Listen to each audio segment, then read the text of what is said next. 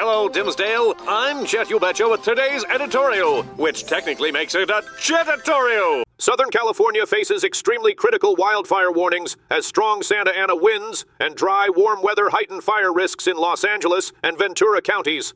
The National Weather Service issued a rare red flag warning, noting gusts up to 100 miles per hour in some areas. Already 2 fires have erupted, the mountain fire in Ventura County, which has burned over 10,000 acres and forced evacuations, and the broad fire in Malibu spanning 50 acres. Wind conditions have hampered aerial firefighting efforts, with only ground crews and helicopters in operation. The Santa Ana wind event is expected to moderate by Thursday and subside by Friday, potentially easing fire conditions.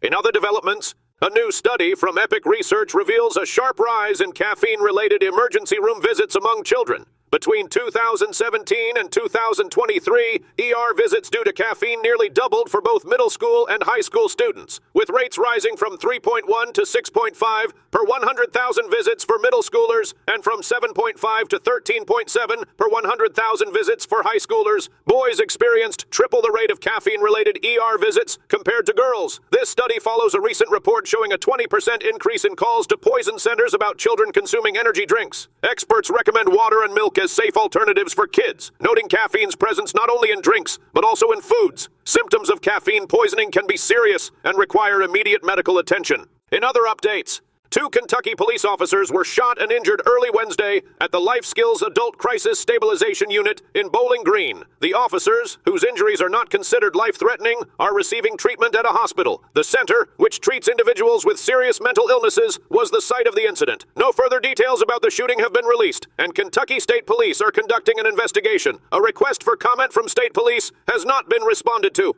Authorities have expressed confidence that the officers will recover from their injuries.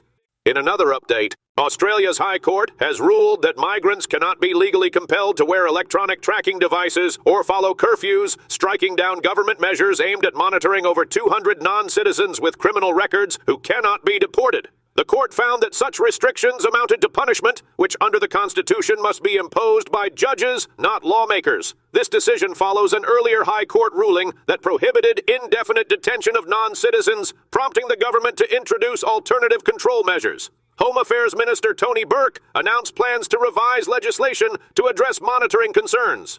Meanwhile, opposition lawmakers criticized the ruling, warning of potential public safety risks due to the absence of monitoring controls for these individuals. From all of us here, stay classy, Dimsdale.